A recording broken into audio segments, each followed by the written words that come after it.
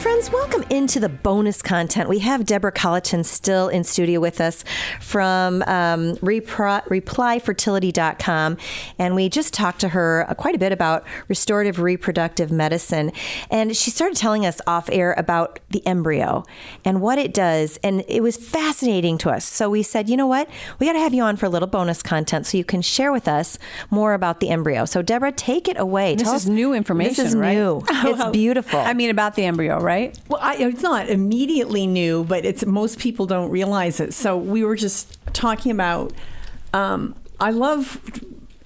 so privileged in working in this space to interact with some of the sort of leading medical physicians and scientists globally working on this topic. So I just collect these little breadcrumbs as I'm listening to their discussions and at their conferences.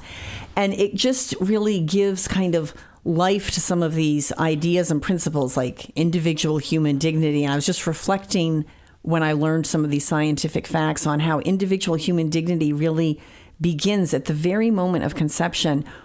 Scientifically, it is now established that the egg chooses the sperm. I think a lot of us have heard all of these sperm are kind of like the fastest one. Yeah, the fastest sperm gets to the egg. Yeah. You know, That's what I grew up hearing. Same here. And I was like, oh, my dad, that one was really fast. And what you have heard is true. So the fastest sperm may get there, but when the strongest or fastest sperm doesn't necessarily win, because who wins is chosen by the egg. So this is what's now scientifically established, is that there can be all of these sperm, and it's a biochemical, process. So the egg chooses, presumably for some kind of compatibility, right? That is just an act of nature that we cannot substitute for in the lab. Right. And again, like even before that, the mother's body, when you have natural intercourse and conception, the mother's body is weeding out all sorts of sperm. So she has her body actually put sperm like in an off ramp, like an exit ramp. Like, no, you're not invited to this party. Sorry. So, like, there's romance happening in there. Exactly.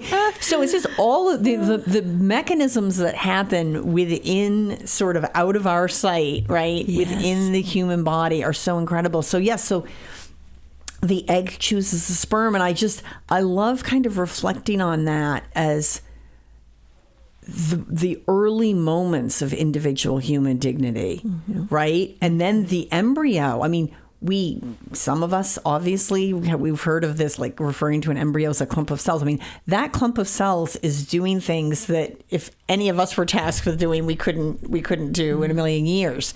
It's beginning its growth and development from the very first moment of conception, including, I learned recently, that the embryo actually builds the umbilical cord. I thought that came from the mother and the mother connected to the baby. No, the baby does that. So the baby is generating, the baby needs food and shelter. Right? So the basic things. Correct. So the umbilical cord grows from the embryo. Correct. Wow. And attaches to the woman's uterine lining. Correct. Yeah. Wow. And that's how the nutrition of comes course in flows and waste flows out. But the thing is, this is truly all God's design.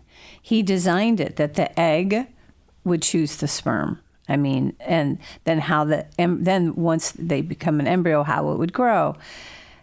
But we are trying to take all that out of it when we do in vitro, and we're choosing what sperm goes into the egg and taking away that fundamental first beginning. It's interesting because God's the creator of the visible and the invisible.